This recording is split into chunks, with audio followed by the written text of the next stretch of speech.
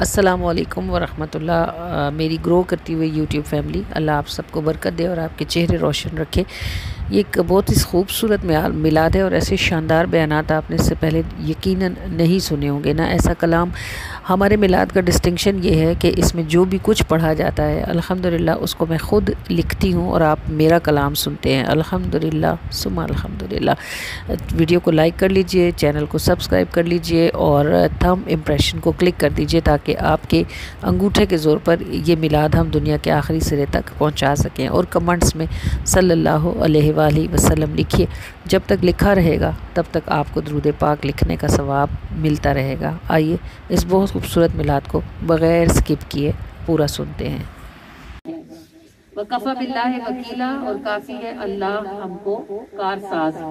تو دنیا والوں کی اللہ ہم کو کافی ہے، ڈھیر برز بس ایک علاج اللہ ہم کو شافی ہے۔ دنیا والوں کی اللہ ہم کو کافی ہے، ڈھیر برس بس ایک علاج اللہ ہم کو شافی ہے۔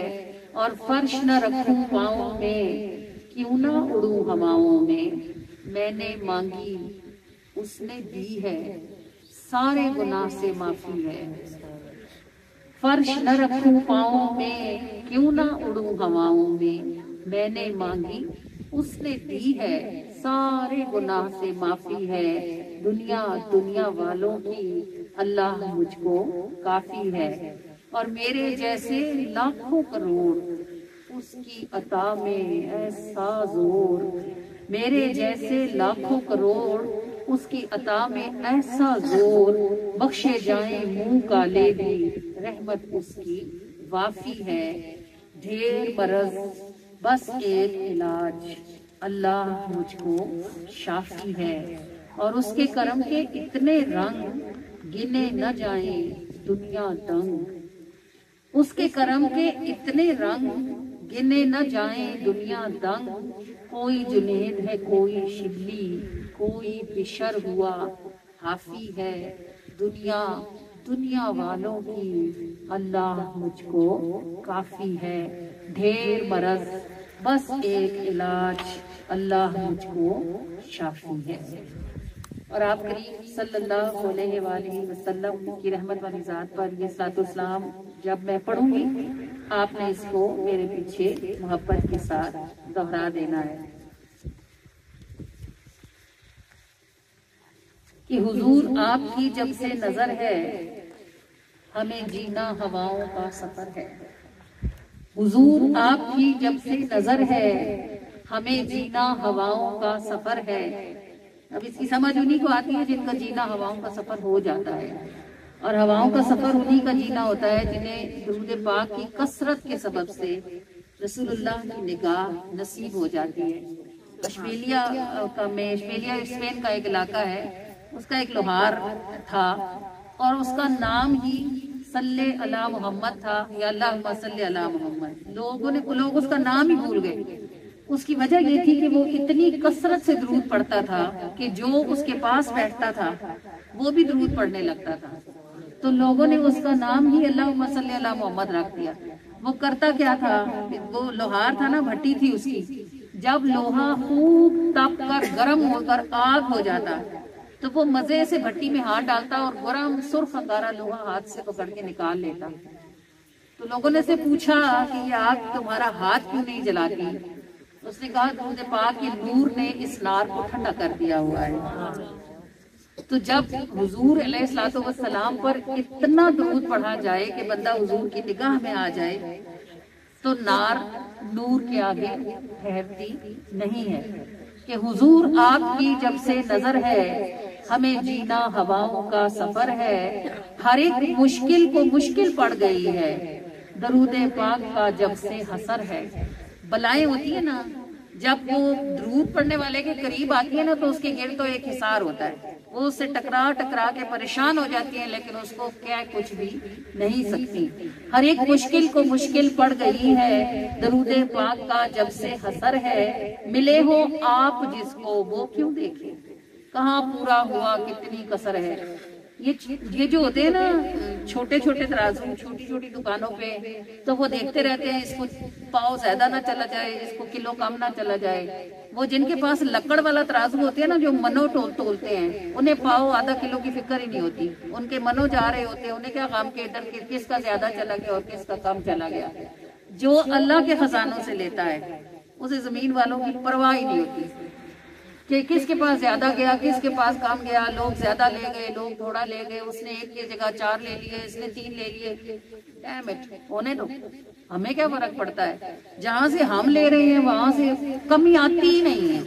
تو جسے اللہ کریم کے خزانوں سے ملتا ہے اور رسول اللہ کے دربانوں سے ملتا ہے، تو ملے ہوں آپ جس کو وہ کیوں دیکھے، کہاں پورا ہوا کتنی کسر ہے، جسے دیکھتے ہو جلوہ گاہے گاہے، نہ پوچھو اس کی پھر کیسے بسر ہے۔ جسے دیتے ہو جلوہ گاہے گاہے، نہ پوچھو اس کی پھر کیسے بسر ہے، بڑی بے چینیوں میں پرسکون ہے، وہ دل جو دید کے زیر اثر ہے۔ جب بہت زیادہ کسی کو تکلیف ہوتی ہے نا، شدید چوٹ لگتی ہے، تو ڈاکٹر کیا کرتے ہیں؟ اس کو بے ہوشی کا انجیکشن لگا دیتے ہیں۔ اب تکلیف اس کو اتنی شدید ہوتی ہے، لیکن اس انجیکشن کی وجہ سے اس تکلیف کا احساس ختم ہو جاتا ہے۔ اگر دنیا کے ڈاکٹر کسی شخص کو ایک انجیکشن لگا کر تکلیف کے احساس کو کم کر سکتے ہیں، تو وہ جو سارے طبیبوں کے طبیب ہیں ان کے دیدار کی شان کا عالم کیا ہوگا؟ جب وہ کسی کو جلوہ دکھاتے ہوں گے تو کس مریض کو یاد رہتا ہوگا کہ اس کو کتنی بڑی تکلیف ہے، کہ بڑی بے چینیوں میں پرسکون ہے، وہ دل جو دید کے زیر اثر ہے، ہر ایک مشکل کو مشکل پڑ گئی ہے، درود پاک کا جب سے حسر ہے، حضور آپ کی جب سے نظر ہے، ہمیں جینا ہواؤں کا سفر ہے، جسے دیتے ہو جلوہ گاہے گاہے، نہ پوچھو اس کی پھر کیسے بسر ہے، بڑی بے چینیوں میں پرسکون ہے، وہ دل جو دید کے زیر اثر ہے۔ الصلاۃ والسلام علیک یا رسول اللہ وعلی آلک واصحابک یا حبیب اللہ۔ الصلاۃ والسلام علیک یا نبی اللہ وعلی آلک واصحابک یا نور اللہ۔ صلی اللہ تعالی علیہ وآلہ وسلم۔ فدا کا روحنا یا رسول اللہ، فدا کا روحی یا رسول اللہ، صلی اللہ علیہ وآلہ وسلم۔ اعوذ باللہ من الشیطان الرجیم۔ میں اللہ کی پناہ مانگتی ہوں شیطان مردود لعین کے شر سے۔ بسم اللہ الرحمن الرحیم۔ شروع اللہ کے نام کے ساتھ کہ نہ کوئی اس سے بڑھ کر مہربان ہے اور نہ ہی اس سے زیادہ رحم کرنے والا ہے۔ اِنَّا أَنزَلْنَاهُ فِي لَيْلَةِ الْقَدْرِ۔ انا بے شک، انزل اتارا، نا ہم نے، انا انزلنا بے شک ہم نے اتارا، اسے یعنی اس قرآن مجید کو، فی میں کے لیے آتا ہے لیلۃ القدر، اس قدر والی رات میں، انا انزلناہ فی لیلۃ القدر، بے شک ہم نے اس قرآن کو شب قدر میں نازل فرمایا۔ اور یہ قرآن شب قدر میں کہاں سے کہاں نازل ہوا؟ رسول اللہ پر تو 23 سال میں نازل ہوا نا، تو اللہ کہتا ہے ہم نے ایک ہی رات میں اتارا، تو یہ کہاں سے اترنا ہے؟ یہ لوح محفوظ سے آسمان دنیا پر اترنا ہے، اور آسمان دنیا سے پھر رسول اللہ پر 23 برس میں اترا۔ اللہ فرماتا ہے کہ ہم نے اس قرآن کریم کو رمضان کی شب قدر میں لوح محفوظ سے آسمان دنیا پر نازل فرمایا۔ وَمَا أَدْرَاكَ مَا لَيْلَةُ الْقَدْرِ۔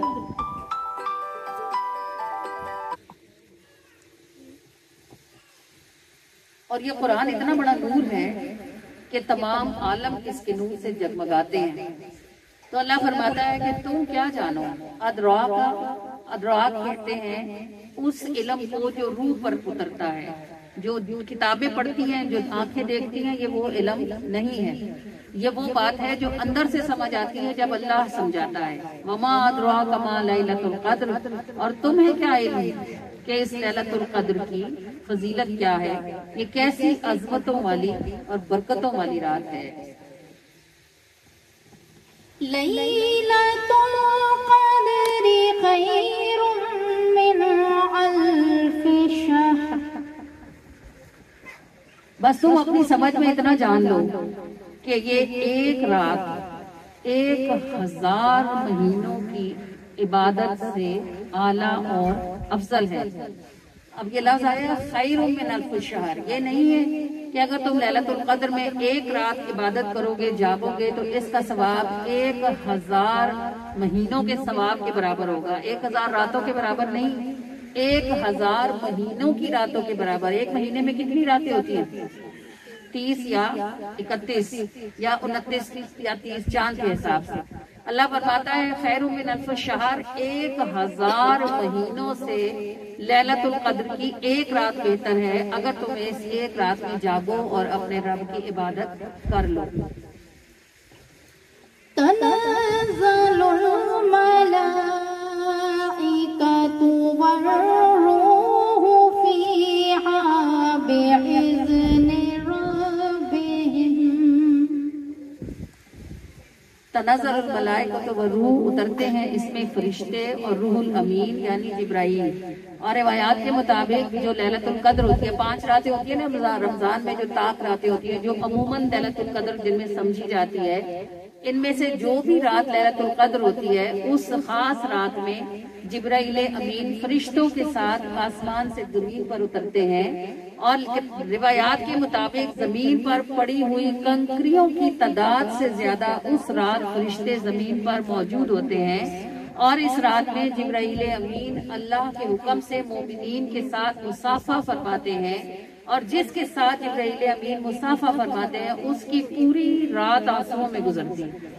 یعنی وہ نہ بھی رونا چاہے تو اس کے دل کو ایسی رقت ہوتی ہے کہ اس کے آنسو بند نہیں ہوتے. یہ بات، یہ تفسیر کی بات ہے. آیت مبارکہ آپ کو یہ بتاتی ہے کہ اس رات میں فرشتے اترتے ہیں جبرائیل کے ساتھ.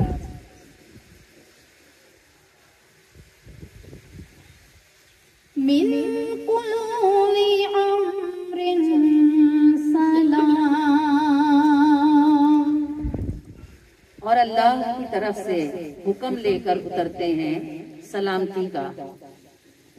یا مطلع الفجر. اور یہ رات سلامتی ہے طلوع صبح تک. یعنی اگر کسی نصیبوں والے کو لیلۃ القدر نصیب ہو جائے تو وہ اس رات میں جو بھی دعا مانگے گا اس کے حق میں یہ دعا خیر کے ساتھ قبول ہوگی. لیلۃ القدر شروع کب سے ہوتی ہے؟ جب مغرب کی اذان ہوتی ہے اور آپ روزہ کھولتے ہو شب قدر شروع ہو جاتی ہے. لوگ 12 بجے تک ادھر ادھر بونگیاں ہی مارتے رہتے ہیں. اس سے گپے لگا لی، ادھر بیٹھ گئے، ادھر باتیں کر لیا. 12 بجے کے بعد عبادت شروع کریں گے. 12 بجے کے بعد انگریزوں کی رات شروع ہوتی ہے. ہم مسلمانوں کی رات مغرب کی اذان کے بعد شروع ہو جاتی ہے.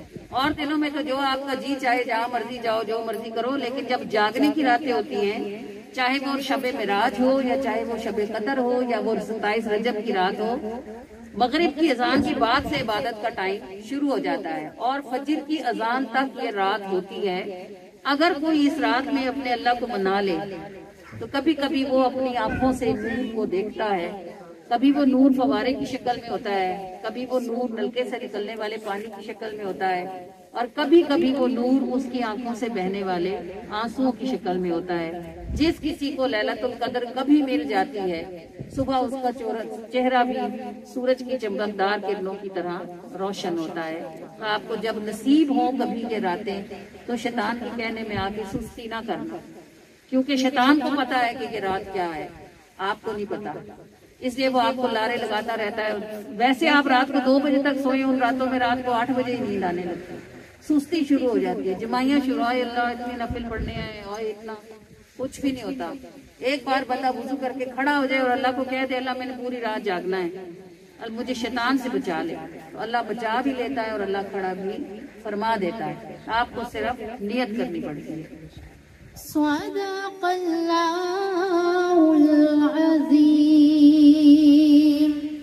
سچ فرمایا ہے اللہ نے جو بلند و بالا ہے. اللہ کریم کے پاس بندے کا تول بڑھنے کی وجہ بڑی عجیب و غریب ہوتی ہے, اور اللہ چونکہ بے نیاز ہے نا, راضی ہو تو ذرے پہ بھی راضی ہوتا ہے, نہ مانے تو پہاڑ بھی نہیں لیتا, رکھ لے تو بوند رکھ لیتا ہے, اور نہ قبول کرے تو سمندر بھی رد ہوتے ہیں. اس کی شان ہے. اور یہ یاد رکھیے گا کہ نیت ہمیشہ تول کو بڑھاتی یا گھٹاتی ہے. آپ حج کر رہے ہیں, نیت یہ ہو کہ میں واپس پاکستان جاؤں گی, اب تو جا کے یا جاؤں گا تو دروازے کے باہر جو نیم پلیٹ ہے نا اس کو چینج کروا کے لکھاؤں گا حاجی فلاں فلاں, تو بس پورا حج صرف اس تختی جتنا ہی ہوگا, اس سے زیادہ نہیں. اگر کوئی حج اور عمرہ کر کے واپس آئے اور آ کر کے آپ دیکھیں کہ اس کے اندر کوئی تبدیلی آئی ہے, پہلے سے اچھا ہو گیا ہے, تو اس کا مطلب یہ ہے کہ اس کا تول بھاری ہو گیا ہے. وہ کوئی مسلمانوں کا کوئی بہت بڑا بادشاہ تھا, اس نے مسجد بنائی, کوئی بڑی خوبصورت بڑی شاندار مسجد بنائی, سفید سنگ مرمر لگایا, اس میں قیمتی ہیرے پتھر لگائے, کھلے کھلے صحن بنائے, بڑے بڑے برآمدے, اور وہ سفید پتھروں کے تھے, سوچو کتنے خوبصورت لگتے ہوں گے. اس میں فوارے چلتے تھے ٹھنڈے پانی کے اور حوض تھے, بہت شاندار مسجد.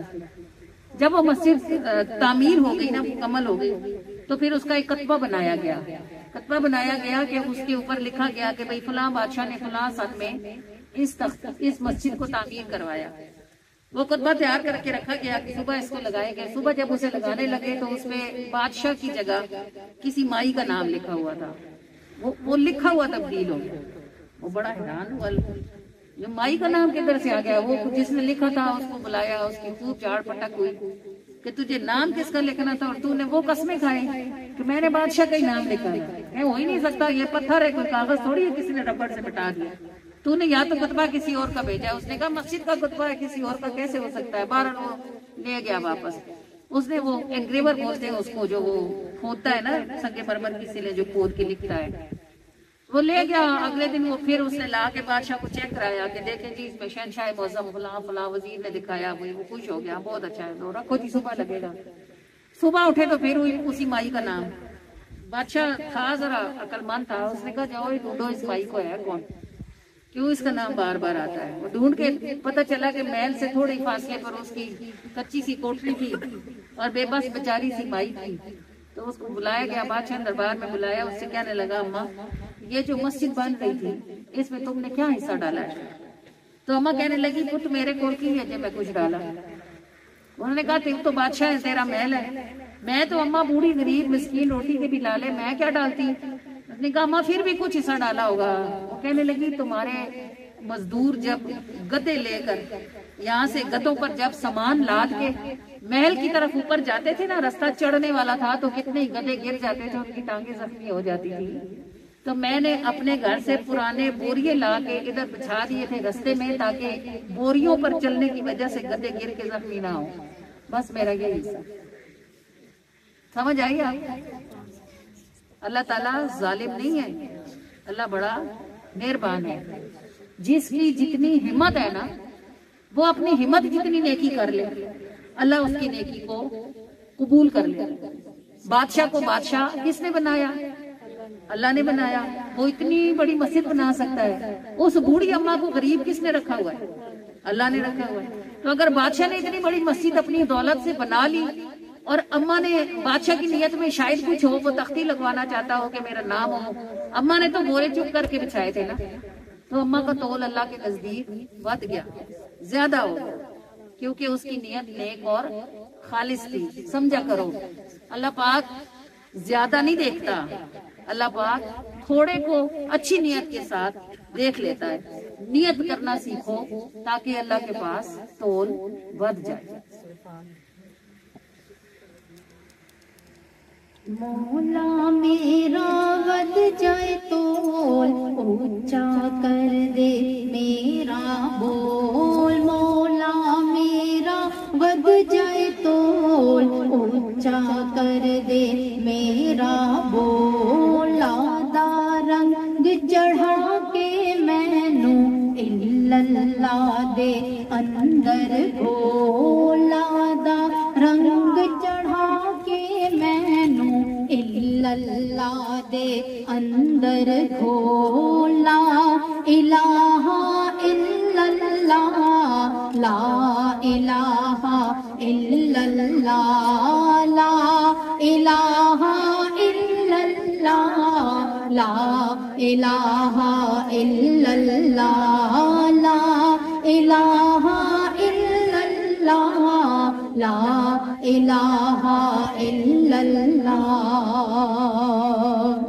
तख्त भी तेरा ताज भी तेरा चावे पासे राज भी तेरा तख्त भी तेरा ताज भी तेरा चावे पासे राज भी तेरा तख्त भी तेरा ताज भी तेरा चावे पासे राज भी तेरा तख्त भी तेरा ताज भी तेरा चावे पासे राज ही तेरा मैनू खो के तैनू पावा मैनू खो के तैनू पावा तोड़ दे मेरी जात दा खोला इलाहा इल्लल्लाह ला इलाहा इल्लल्लाह ला इलाहा इल्लल्लाह ला इलाहा इल्लल्लाह ला इलाहा इल्लल्लाह ला इलाहा इल्लल्लाह। फूल सितारे मौसम तू कौसर तू है ज़मज़म तू फूल सितारे मौसम तू कौसर तू है ज़मज़म तू फूल सितारे मौसम तू कौसर तू है ज़मज़म तू फूल सितारे मौसम तू कौसर तू है ज़मज़म तू रूह मेरी नु बूंद बतेरी रूह मेरी नु बूंद बतेरी एक बारी जे ला दे मौला इलाहा इल्लल्लाह ला इलाहा इल्लल्लाह ला इलाहा इल्लल्लाह ला इलाहा इल्लल्लाह ला इलाहा इल्लल्लाह ला इलाहा इल्लल्लाह। अंदर मैनू मुश्क लगा के अपनी जात दा इश्क जगा के अंदर मैनू मुश्क लगा के अपनी जात दा इश्क जगा के अंदर मैनू मुश्क लगा के अपनी जात दा इश्क जगा के अंदर मैनू मुश्क लगा के अपनी जात दा इश्क जगा के जग जंगल विच रोल न मैनू जग जंगल विच रोल न मैनू कोई झलक दी खिड़की खोला इलाहा इल्लल्लाह ला इलाहा इल्लल्लाह ला इलाहा इल्लल्लाह ला इलाहा इल्लल्लाह। मौला मेरा वध जाए तो ऊंचा कर दे मेरा बोल मौला मेरा वध जाए तो ऊंचा कर दे मेरा बोल लादा रंग इल्लल्लाह दे अंदर घोला इलाहा इल्लल्लाह ला इलाहा इल्लल्लाह ला इलाहा इल्लल्लाह ला इलाहा इल्लल्लाह ला इलाहा इल्लल्लाह ला इलाहा इल्लल्लाह।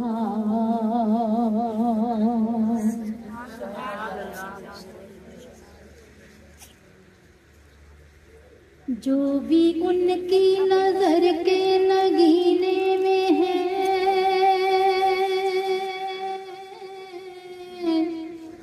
वो जहां भी रहे मदीने में है। जो भी उनकी नजर के नगीने में है वो जहां भी रहे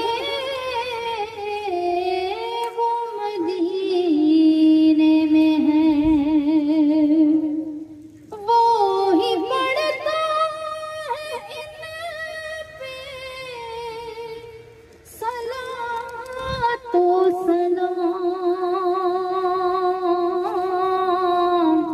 जिसका हिस्सा खुदा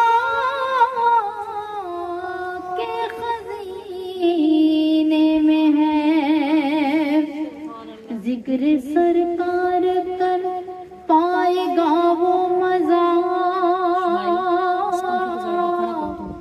जो मजा आपको सर के पीने में है। उसकी खुशबू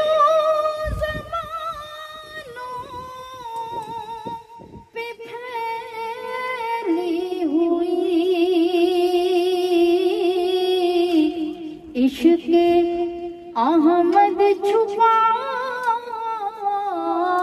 जिसके सीने में है। पढ़िए सल्ले आला नबी ना सल्ले आला मोहम्मद। पढ़िए सल्ले आला शफीए ना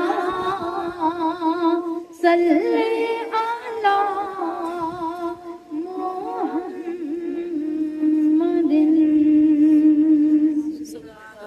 कुछ लोग यहाँ मेरे दर्स के बैठे हैं, लेकिन बहुत सारे लोग ऐसे हैं जो साल में एक बार शायद इसी महफिल में आते होंगे। इसके सिवा अगरचे आपको पता है कि आपकी मिर्ज़े मेहतर की शरीफ पर हमारी क्लास होती है और हम उधर कुरान की तफसीर पढ़ रहे हैं और अल्हम्दुलिल्लाह हम 5वें सिपारे तक पहुंच चुके हैं। और इसके अलावा गालिबन इस घर में दूध पाक का खत्म भी होता होगा। कुछ लोग आप में से यहाँ भी आप में से कुछ लोग उस खत्म में भी आते होंगे, लेकिन सब लोग फिर भी नहीं आते होंगे। तो ये जो अल्लाह की तरफ आने वाले रास्ते हैं जो आपके घर के बिल्कुल आस पास करीब खुले हुए मौजूद हैं और आपको पता भी है कि ये हैं, उसके बावजूद भी अगर लोग इन रास्तों की तरफ नहीं आते तो उसका सबब क्या हो सकता है? किसी को कॉलेज जाना होता है, किसी को स्कूल जाना होता है, किसी के पेपर होने वाले होते हैं, किसी ने पेपर दे दिए होते हैं, कोई ट्रेनिंग ले रही है, कोई घर के काम में मसरूफ है और किसी को घर से इजाजत नहीं होती। ये सब क्या होते हैं? ये पर्दे होते हैं। और ये क्यों होते हैं? जो जितना लापरवाह होता है उसके उतने ज्यादा पर्दे होते हैं। जिसकी तड़प बढ़ती जाती है उसके पर्दे हटते जाते हैं। जब आप छत पर आना चाहें तो कैसे आते हैं? सीढ़ी से आते हैं।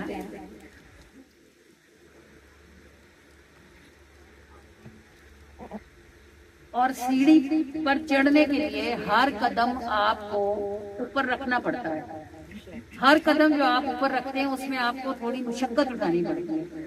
اوپر جانے والے رستے نیچے جانے والے رستوں کی نسبت مشکل ہوتے ہیں. نیچے جانا بہت آسان ہوتا ہے، اوپر آنا مشکل ہوتا ہے. تو یہ جو گھروں میں آپ کو وسوسے آتے رہتے ہیں نا کہ میں کیسے جاؤں، میں کیسے نکلوں. ایک وسوسہ شیطان یہ ڈالتا ہے کہ کتابیں تو گھر میں پڑھی ہیں، آج کل تو ہر چیز نیٹ پہ ہے، گھر میں بیٹھ کے پڑھو. اگر گھر میں بیٹھ کے ہی پڑھنا ہوتا تو اللہ تعالیٰ صرف قرآن اتارتا اور جبرائیل سے کہتا کہ اے جبرائیل کعبے کی چھت پہ قرآن رکھو اور آواز لگا آؤ کہ یہ آخری کتاب ہے، اے لوگوں اسے اٹھاؤ، اسے پڑھو اور اس کو سمجھو. لیکن اس قرآن کو اللہ نے 23 سال میں اتارا اور رسول اللہ صلی اللہ علیہ وآلہ وسلم نے ایک ایک حرف کا ترجمہ کر کے تشریح کر کے بتائی لوگوں کو. اگر اتنا ہی آسان ہوتا کہ لوگ اللہ تک پہنچ جاتے، حضور تک پہنچ جاتے، تو اس کو 23 سال نہیں لگنے تھے، یہ تو 1 منٹ سیکنڈ کی بات ہوتی. لیکن اللہ نے چھوڑا کہ بندے محنت کریں، مشقت اٹھائیں تاکہ کھوٹے اور کھرے الگ ہو جائیں. جو اس راہ کی شوقین ہوں گے انہیں جتنی مرضی مشکل بھی پڑے گی وہ کسی نہ کسی طرح اپنا راستہ بنا لیں گے، اور جنہیں اس راستے کا شوق نہیں ہوگا انہیں جتنی بھی آسانی ملے گی اس کے باوجود بھی وہ اس راستے کو نہیں جائیں گے. تو اللہ پاک جب کسی کے آس پاس ارد گرد کوئی خیر والا کام شروع کرتا ہے تو اصل میں یہ صرف ان گھر والوں کا ہی چیک نہیں ہوتا ہے جن کا کام ہو رہا ہوتا ہے. جس علاقے میں خیر کا کام شروع ہوتا ہے یہ اس پورے علاقے کے لیے ایک آزمائش ہوتی ہے. کتنے لوگ اس خیر کو اٹھائیں گے، کتنے لوگ ہنس کے گزر جائیں گے اور کتنے لوگ گھر میں بیٹھ کر باتیں بنائیں گے. اب یہ سننے والوں پر ڈیپینڈ کرتا ہے کہ وہ اپنے آپ کو کس کیٹیگری کے لوگوں میں داخل کرتے ہیں. جہاں کہیں بھی درود پاک کا ختم ہوتا ہے، اگر آپ چل کے جسمانی طور پہ نہیں جا سکتے، گھر کی کوئی مجبوری ہے، کوئی مسئلہ ہے، تو آپ گھر سے بیٹھ کر درود پاک پڑھ کر گھر والوں کو اطلاع کر سکتے ہیں کہ آج آپ کے گھر درود پاک کی محفل ہے، ہمارا فلاں مسئلہ ہے، ہم لوگ جسمانی طور پہ حاضر نہیں ہو سکتے لیکن یہ اتنا درود ہم نے پڑھا ہے، ہماری طرف سے آپ دعا میں شامل کر لینا. تو اللہ کو تو دلوں اور نیتوں کا حال پتہ ہوتا ہے نا. اللہ تعالیٰ کو پتہ ہے کہ آپ جانا چاہ رہی تھی لیکن اگر کوئی مہمان آیا تو اللہ نہیں بھیجا ہے، اس کی خدمت خاطر کریں گے، وہاں کا بھی ثواب ہے اور یہاں درود بھیج دیں گے تو یہاں بھی دعا میں شامل ہو جائیں گے. یہ رستے جن کے دل کو آگ ہوتی ہے ان کو 1000 رستے ہوتے ہیں. تو جو غافل اور بے پرواہ ہیں وہ کل قیامت میں دعویٰ کوئی نہیں کر سکیں گے کہ یہ کہیں کہ یا اللہ فلاں کو کیوں بھیج دیا، مجھے کیوں روک لیا. پھر اللہ تعالیٰ اس وقت یہ ساری فلم اسکرین پہ چڑھوا کے چلا دیں گے کہ فلاں وقت میں جب تم یہ کر رہی تھی اس وقت یہ کر رہی تھی، تو بتاؤ کہ اب جنت میں تم جاؤ گی یا یہ جائے گی. تو اس وقت ہر کوئی پھر جھوٹ تو کوئی نہیں بول سکے گا، پھر خود ہی کہیں گے کہ ہاں ہمارے سے غلطی ہو گئی اور ہم نے ایسے کر لیا. پھر جب اپنی غلطی خود مان لیں گی تو پھر کہاں جائیں گی یہ تو پتہ ہی ہے. یاد رکھیے گا دنیا اور زندگی ایک ہی بار ہے، یہ دوبارہ نہیں ہے. جو وقت ہاتھ میں ہے اس کو پکڑیں. اور آپ تو اتنے خوش نصیب لوگ ہیں تو آپ کو اپنی زندگی میں یہ بات پتہ چل چکی ہے کہ درود پاک اللہ تک پہنچنے کا، رسول اللہ تک پہنچنے کا سب سے زیادہ صاف سیدھا آسان اور چھوٹا راستہ ہے. تو جتنی جلدی ہو سکتا ہے اس راستے پر پاؤں رکھیں. کل کو روز محشر اگر آپ گلہ کریں گے کہ ہمیں فلاں نعمت سے محروم رکھا گیا یا ہمیں کیوں پکڑا گیا، تو اس گلے کا خود آپ کے پاس ہی جواب موجود ہوگا کہ آپ نے وقت کو ضائع کر دیا ہوا ہے. اللہ کریم ہم سب کو سمجھنے کی توفیق عطا فرمائے اور سمجھ کر ساتھ لے جانے کی توفیق عطا فرمائے.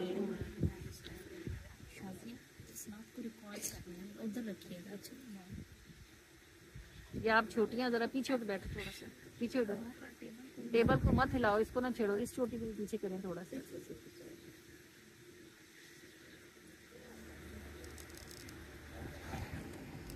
تمہارے راستے پہ رب ملا ہے یا رسول اللہ تمہارے راستے پہ رب ملا ہے یا رسول اللہ درود پاک پڑھنے کا صلہ ہے یا رسول اللہ درود پاک پڑھنے کا صلہ ہے یا رسول اللہ کسی موسم میں مرجھایا نہیں ہے یا رسول اللہ تمہارے ذکر سے جو گل کھلا ہے یا رسول اللہ کسی موسم میں مرجھایا نہیں ہے یا رسول اللہ کسی موسم میں مرجھایا نہیں ہے یا رسول اللہ تمہارے ذکر سے جو گل کھلا ہے یا رسول اللہ تمہارے ذکر سے جو گل کھلا ہے یا رسول اللہ درود پاک پڑھنے کا صلہ ہے یا رسول اللہ درود پاک پڑھنے کا صلہ ہے یا رسول اللہ تھپیڑے تند بھی آئے تھے لیکن یا رسول اللہ یقین تم پر کہیں سے بھی ہلا ہے یا رسول اللہ تھپیڑے تند بھی آئے تھے لیکن یا رسول اللہ تھپیڑے تند بھی آئے تھے لیکن یا رسول اللہ یقین تم پر کہیں سے بھی ہلا ہے یا رسول اللہ یقین تم پر کہیں سے بھی ہلا ہے یا رسول اللہ درود پاک پڑھنے کا صلہ ہے یا رسول اللہ رفو کرتی ہے جب مژگاں تمہاری یا رسول اللہ ہے کوئی چاک کے جو ناصلہ ہے یا رسول اللہ رفو کرتی ہے جب مژگاں تمہاری یا رسول اللہ رفو کرتی ہے جب مژگاں تمہاری یا رسول اللہ ہے کوئی چاک کے جو ناصلہ ہے یا رسول اللہ ہے کوئی چاک کے جو ناصلہ ہے یا رسول اللہ درود پاک پڑھنے کا صلہ ہے یا رسول اللہ جنہیں تم مل گئے ان کو جہاں میں یا رسول اللہ کسی سے کوئی شکوانہ گلا ہے یا رسول اللہ جنہیں تم مل گئے ان کو جہاں میں یا رسول اللہ جنہیں تم مل گئے ان کو جہاں میں یا رسول اللہ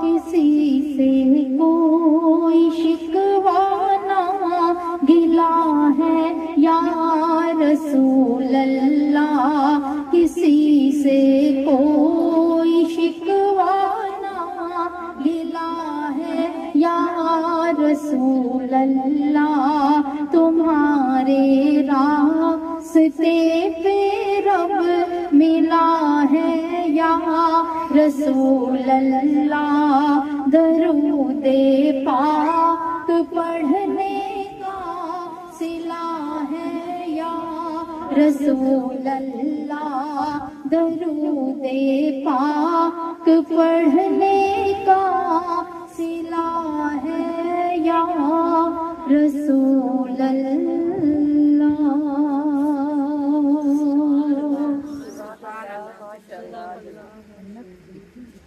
چشمہ دیکھنا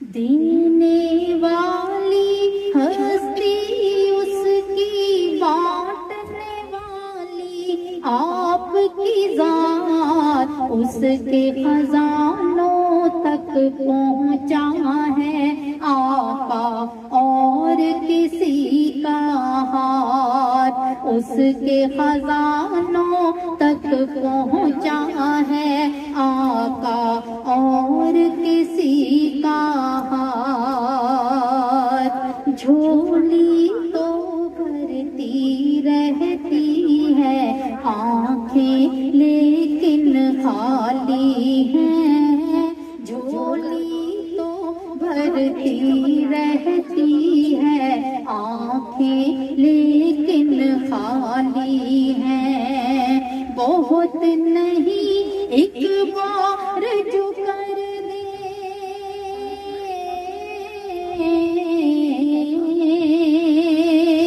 بہت نہیں ایک بار جو کر دے عکس کوئی اپنا خیرات، اس کے خزانوں تک پہنچا ہے آقا اور کسی کا ہاتھ، صلی علی نبینا صلی علی محمد صلی علی شفیعنا صلی علی محمد۔ اللہ آپ کو میلاد سے مدینہ نصیب کرے۔ یہ بھی ایک سفر ہے، اور اگر آپ ادب کی پہلی سیڑھی پر پاؤں رکھ لیں گے نا تو اگلی سیڑھی پر بھی آپ کو چڑھایا جائے گا۔ جب ہم کسی محفل سے اٹھ کے جاتے ہیں نا اور بالکل کان جھاڑ کے جاتے ہیں، یعنی کچھ بھی ہمیں سنا ہوا نہ یاد ہوتا ہے نہ ہمیں سمجھ آئی ہوتی ہے، تو اس کا مطلب ہوتا ہے کہ ہم نے کچھ نہیں کمایا، جیسے کورے گئے تھے ویسے کورے آ گئے ہیں۔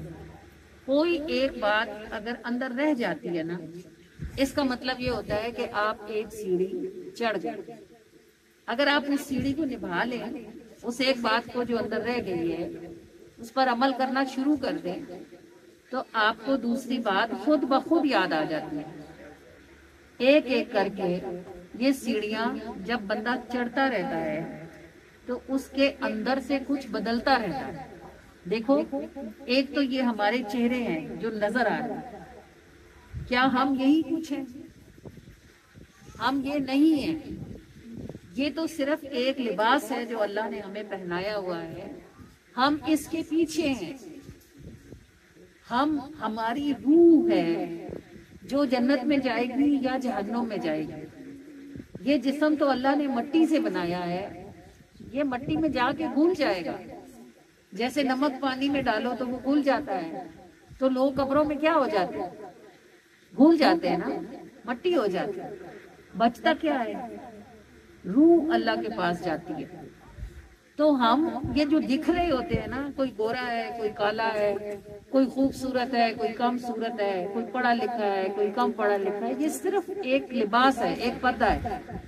ہم اس کے پیچھے ہیں۔ جو بھی کچھ شیطان ہمارے ساتھ کرتا ہے نا وہ اس جسم کے ساتھ نہیں کرتا، وہ ہماری روح کے ساتھ کرتا ہے۔ ہماری روح اچھی ہوتی ہے، ہماری روح بری ہوتی ہے، ہماری روح نیک ہوتی ہے۔ آپ نہیں کہتے کوئی مر جائے اور بڑا اچھا دن ہو، بڑا اچھا مہینہ ہو، آپ کیا کہتے ہیں؟ بڑی نیک روح تھی، ایسے کہتے ہو نا۔ یہ تو نہیں کہتے بڑا خوبصورت جسم تھا۔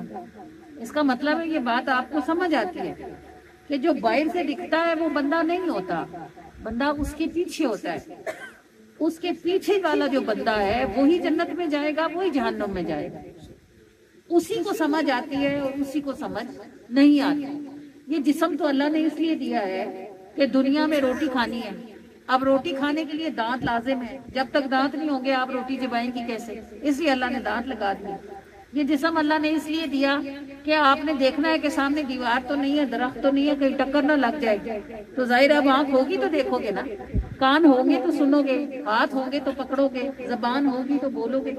یہ تو بس آپ سمجھو استعمال کی چیزیں ہیں، جو اصل چیز ہے وہ ان کے پیچھے ہے۔ گناہ ہاتھ نہیں کرتا، گناہ ہاتھ کے پیچھے والا ارادہ کرتا ہے، اور ارادہ کہاں سے آتا ہے؟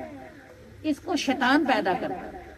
ہماری روح پوری نہیں ہے، روح نیک ہوتی ہے، لیکن شیطان ہماری روح کو مسلسل کھینچتا رہتا ہے، اس کو بری باتوں کی طرف لاتا رہتا ہے۔ پھر جب ہم کسی بری صحبت میں بیٹھ جاتے ہیں تو باہر والے شیطان بھی ہوتے ہیں، وہ شیطان تو صرف کہہ رہا ہوتا ہے نا ایسے کرو، باہر والے شیطان تو کر رہے ہوتے ہیں۔ تو پھر جب اندر بھی برائی ہوتی ہے، باہر بھی برائی ہوتی ہے، تو پتہ خود بھی برا ہو جاتا ہے۔ اور کبھی کبھی ایسا ہوتا ہے کہ کسی اچھے ماحول میں بیٹھ جاتے ہیں، اب اندر سے شیطان کہہ رہا ہوتا ہے ایسے کرو ایسے کرو، باہر والے لوگ سارے نیک ہوتے ہیں، تو ہمیں شرم آتی ہے، ہم کہتے ہیں کتنا برا لگے گا، یہ سارے بیچارے کیا کر رہے ہیں اور ہم کیا کر رہے ہیں۔ تو ہم ان اچھی صحبت کی وجہ سے جو ہے گناہ کرنے سے بچ جاتے ہیں، ہماری روح بچ جاتی ہے۔ یہ والی جو ہماری روح ہے نا، یہ ایک بلب ہے، اس کو ہمیشہ پیچھے سے بیٹری چارجنگ کی ضرورت رہتی ہے۔ جیسے آپ کا موبائل ہے نا، اس کو چارجنگ کی ضرورت ہوتی ہے نا، جب چارجنگ ختم ہوتی ہے یہ بند ہو جاتا ہے۔ ایسے ہمارے جسم میں چہروں کے کانوں کے پیچھے والی روح کو چارجنگ چاہیے ہوتی ہے۔ یہ چارجنگ آپ کو کہاں سے ملتی ہے؟ جب آپ کسی اچھے بندے کے پاس بیٹھتے ہیں تو آپ کی روح کو چارجنگ ہوتی ہے۔ کبھی کبھی ایسا ہوتا ہے ہم بڑے غمگین ہوتے ہیں، ہمارا دل بڑا خفا ہوتا ہے، بڑے پریشان ہوتے ہیں، کسی اچھی محفل میں بیٹھ جاتے ہیں، وہاں دعا ہو رہی ہوتی ہے، دو آنسو ہمارے بھی گرتے ہیں، جب ہم ادھر سے اٹھتے ہیں تو ہمارا بوجھ ہلکا ہوتا ہے کہ نہیں ہوتا؟ ہو جاتا ہے نا ایسا۔ کیوں ہوتا ہے؟ وہ آنسوؤں سے کیا نکلا بلا؟ اندر بیٹری چارج ہو گئی، روح دوبارہ سے زندہ ہو گئی۔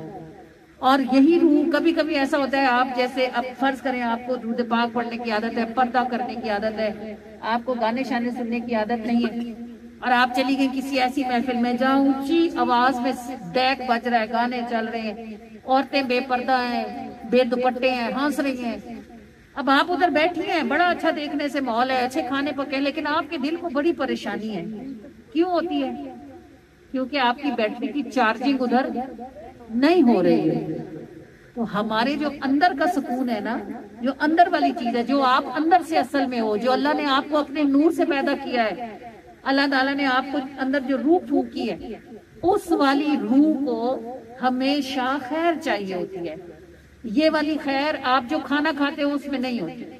اگر کھانا کھانے سے روح خوش ہوتی نا تو یہ جتنے لوگ 5 اسٹار ہوٹلوں میں کھانا کھاتے ہیں یہ بڑے خوش ہوتے ہیں، مگر یہ سب سے زیادہ غمگین ہوتے ہیں، یہ اپنا غم غلط کرنے کے لیے بڑے بڑے ہوٹلوں میں جاتے ہیں۔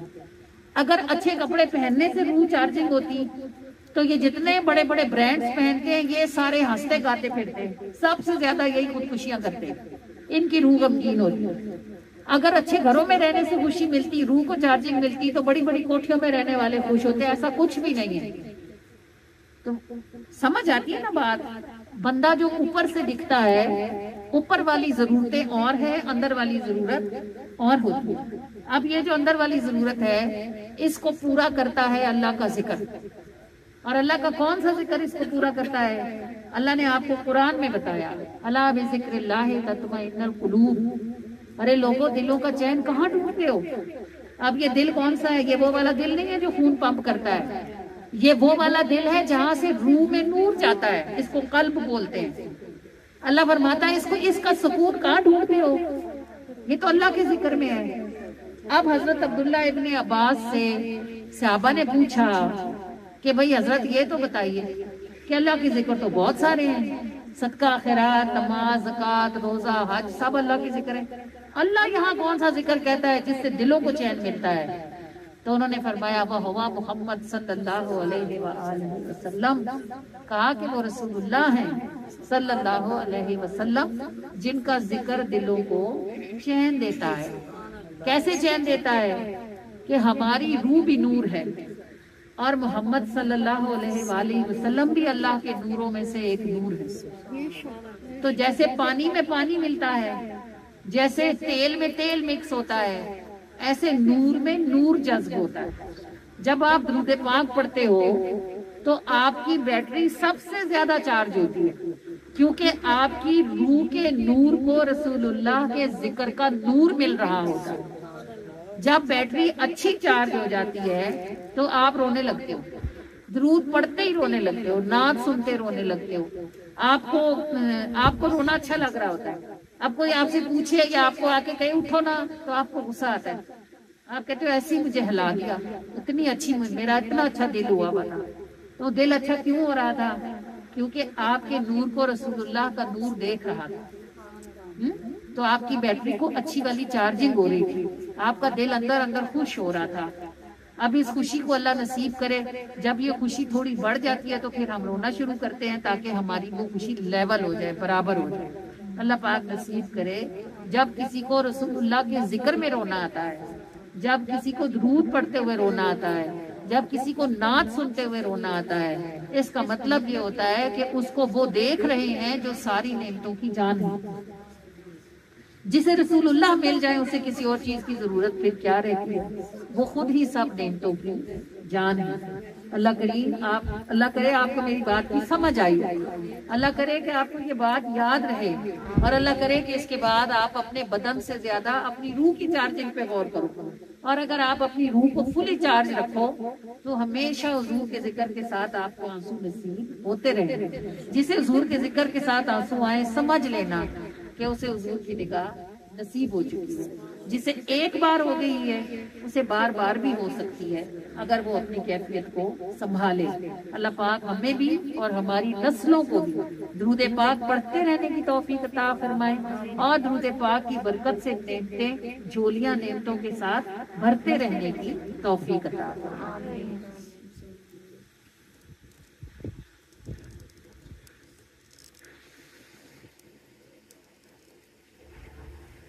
बिन कहे भी नेमतों से झोलियां भरते रहे, बिन कहे भी नेमतों से झोलियां भरते रहे। चश्मे गिरिया की सदा वो आबरू करते रहे, बिन कहे भी नेमतों से झोलियां भरते रहे, बिन कहे भी नेमतों से झोलियां भरते रहे।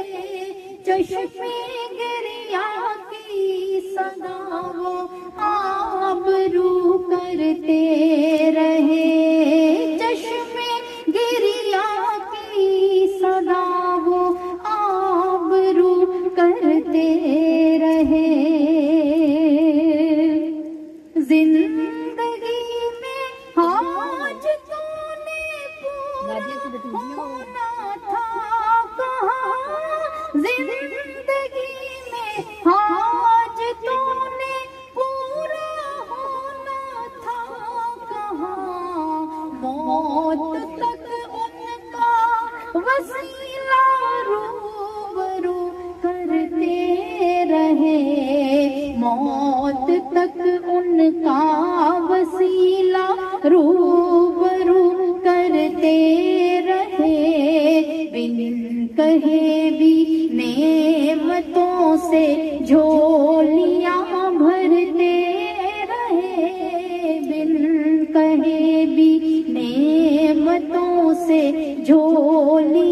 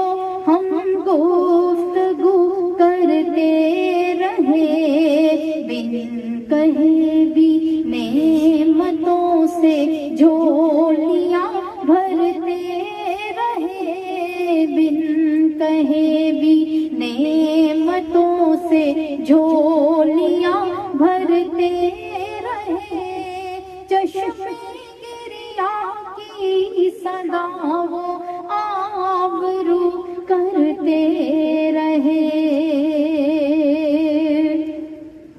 فیض جن کا عام ہے ان کا محمد نام ہے، فیض جن کا عام ہے ان کا محمد نام ہے، ایک دعا پوری ہوئی اگلی شروع کرتے رہے، ایک دعا پوری ہوئی اگلی شروع کرتے رہے، بن کہے بھی نعمتوں سے جھولیاں بھرتے رہے، بن کہے بھی نعمتوں سے جھولیاں بھرتے رہے، چشمے گریا کی صدا وہ آبرو کرتے رہے، اس جہاں سے اس جہاں تک راستہ تو تھا طویل، اس جہاں سے اس جہاں تک راستہ تو تھا طویل، کٹ گیا ایسے کہ ان کی جستجو کرتے رہے، کٹ گیا ایسے کہ ان کی جستجو کرتے رہے، بن کہے بھی نعمتوں سے جھولیاں بھرتے رہے، بن کہے بھی نعمتوں سے جھولیاں بھرتے رہے، چشمے گریا کی صدا وہ آبرو کرتے رہے، چشمے گریا کی صدا وہ آبرو کرتے رہے۔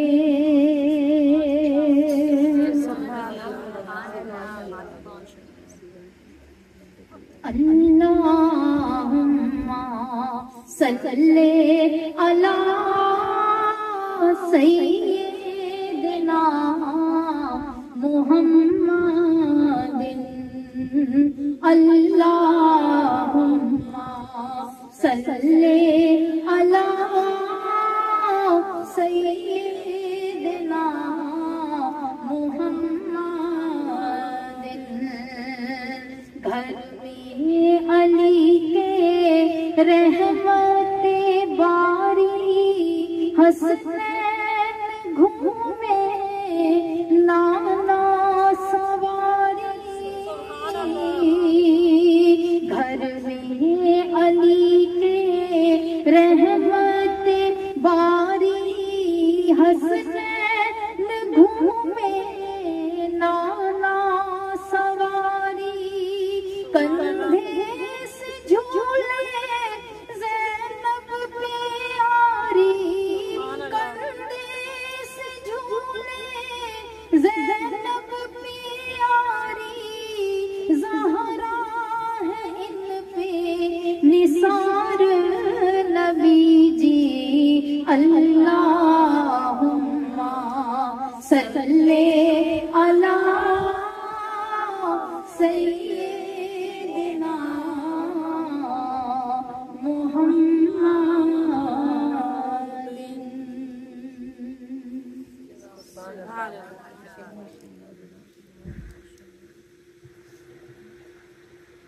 ہم تذکرہ سنتے ہیں بار بار، حضرت امام حسن کا سنتے ہیں، حضرت امام حسین کا سنتے ہیں، اور واقعہ کربلا میں تو بہت سنتے ہیں۔ کربلا میں جو بیویاں جن مشقتوں سے گزری اس کا تذکرہ ہمارے علماء کرام ممبر پر کم کرتے ہیں اہل سنت کی، اور اس کی وجہ غالباً یہ ہوتی ہے کہ مردوں میں خواتین کا تذکرہ خواتین کی حرمت اس کی اجازت نہیں دیتی، لیکن جو خواتین بیان کرتی ہیں ان کو چاہیے کہ وہ اہل بیت کی خواتین پر جو مشکلیں گزری، خواتین کو خواتین کی محفلوں میں ان کی بات ضرور کرنی چاہیے، اس لیے کہ ہم تو عورتیں ہیں نا، اور یہ ہمارے سیکھنے کے لیے ہے کہ جب آخری مرد بھی گھر کا شہید ہو گیا تو پھر جو خاتون تھی انہوں نے کیسے باقی خاندان کو سنبھالا اور اس دشمن کے سامنے کیسے کھڑی ہوئی جس دشمن نے ان کا پورا خاندان تہہ تیغ کر ڈالا۔ تاریخ کی صفحات میں حضرت زینب کی وہ تقریر جو انہوں نے یزید کے دربار میں کی تھی سنہری حروف میں لکھی گئی ہے۔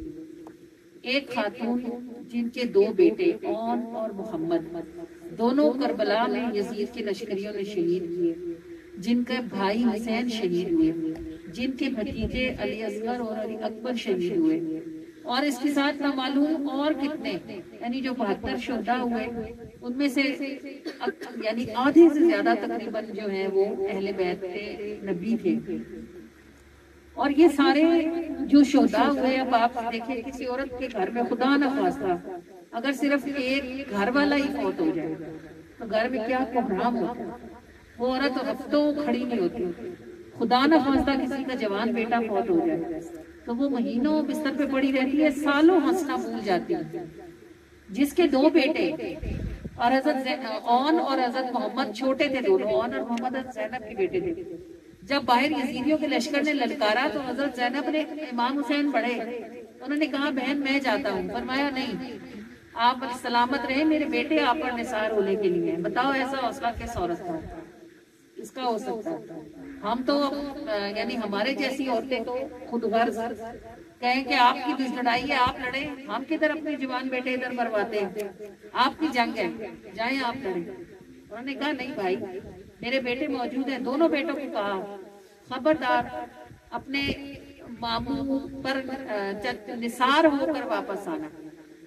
حضرت زینب نے اپنے دونوں بیٹے شہید کروائے، امام حسین کو ابھی اندر رکھا۔ تو یہ جب یہ ساری باتیں جب ہم سنتے ہیں نا، منہ سے کہہ دینا کہ بچے آنکھوں کے سامنے شہید ہو رہے ہیں اور اس کو سہ لینا، یہ کوئی عام بات نہیں ہے۔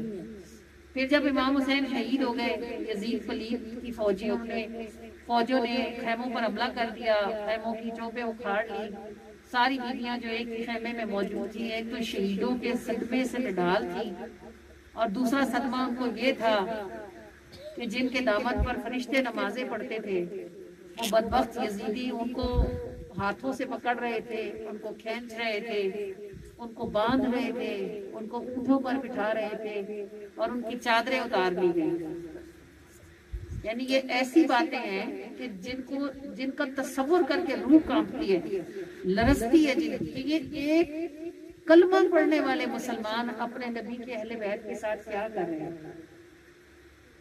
شاید ہی کوئی بدبخت ان سے زیادہ بدبخت ہوگا جنہوں نے اہل بیت اطہار کی بیویوں کو اونٹوں پر بٹھایا اور ان کے ہاتھ بندھے ہوئے تھے، اور ان کو جب ساری بیویاں اونٹوں پر سوار کرا دی ان بدبختوں نے، تو حضرت بی بی سکینہ جو تھی وہ بہت اپنے والد کو یاد کر کے بہت اس لیے رو رہی تھی کہ ظالموں نے ان کو جس اونٹ پر بٹھایا تھا اس کے آگے نیزے پر حضرت امام حسین کا سر تھا۔ یہ سننا بھی نہیں جا سکتا کہ کوئی بیٹی اپنے باپ کا سر اپنے آگے نیزے پر دے، اس کو سننا بھی نہیں جا سکتا، اس کا تصور بھی ممکن نہیں۔ وہ بلکتی تھی تو جو ساربان اونٹ چلا رہا تھا وہ ان کو جھڑکتا تھا، ظاہر ہے وہ اپنے باپ کا سر دیکھ رہی تھی، وہ کیسے سہتی۔ تو وہ جب ایک بار بہت زور سے تڑپی اور روئی تو اس بدبخت نے ان کو اونٹ سے نیچے دھکا دے دیا، وہ پیچھے صحرا میں کہیں گر گئی۔ جب قافلہ کسی جگہ پہ پہنچ کے رکا، رات کا اندھیرا تھا، صحرا تھا، ایسی روشنیاں تو موبائل تو نہیں تھے کہ ٹارچ آن کر لیں، گھپ اندھیرا تھا۔ بی بی زینب نے ساری خواتین کو آواز دی، سب نے کسی نہ کسی طرح بتایا کہ ہم ہیں۔ جب سکینہ کی باری آئی تو آواز نہ ہوئی، تو زینب رضی اللہ تعالیٰ عنہا کی جان نکل گئی، جوان جہان زینب کہاں، سکینہ کہاں تھا؟ وہ کیا قافلے سے دیوانہ وار پیچھے بھاگی، بھاگتے بھاگتے پیچھے نکلتے، ہاتھ بندھے ہوئے، دوڑتے دوڑتے پیچھے گئی تو کافی دور ان کو لگا جیسے کوئی نور کا ہیولا ہے، نورانی کوئی ہستی ہے. تو وہ اس تک پہنچی تو انہوں نے دیکھا کہ کوئی نورانی ہستی ہے جو سکینہ کا سر اپنی گود میں رکھ کر اس صحرا میں بیٹھے. وہ آگے بڑھی تو وہ سیدۃ النساء فاطمہ الزہرا، اور فاطمہ الزہرا اپنے بچوں کو شہید ہوتے ہوئے دیکھ رہی تھی، لیکن اپنے رب کی رضا پہ راضی تھی. نماز نہ پڑھنے والی عورتیں، پاکی نہ رکھنے والی عورتیں، تم کل کس منہ سے فاطمہ کی کنیزیں بنو گے؟ بچے شہید کروانے تو دور کی بات ہے، تم لوگوں سے نمازوں کی نہیں اٹھا جاتا، تم لوگوں سے نفلی روزے نہیں رکھے جاتے، تم لوگوں سے صدقہ خیرات نہیں کی جاتی، تم کیسے جنت میں جاؤ گے فاطمہ؟ سیدۃ النساء کا اگر اتنی پاور تھی کہ وہ اس صحرا میں اس قافلے کے ساتھ ہی چھپی ہوئی تھی، اللہ کے حکم سے ظاہر نہیں ہو رہی تھی، لیکن وہ اپنی بیٹیوں کو، اپنی نواسیوں کو، اپنی پوتیوں کو تکلیف میں دیکھ رہی تھی، اللہ کی رضا پہ راضی اور خاموش تھی. جو ہی سیدہ زینب آگے بڑھی تو وہ خاتون غائب ہو گئی. انہوں نے سکینہ کے منہ پر پانی ڈالا، ان کو ہوش دلایا، ان کو اٹھایا، اپنے ساتھ لے کر کافلے میں آئی. اور پھر جب پہنچی یزید کے دربار میں تو وہ بدبخت کوئی جشن منا رہا تھا، اپنی فتح کا جشن منا رہا تھا. یہ قافلہ جو کوفے سے چلا اور یہ شام پہنچا، یہ دنوں کا سفر کر کے پہنچا. جب وہاں پہنچا تو اس نے کہا ابھی ہم جشن میں آئے، ان کو انتظار میں کھڑا کر دو.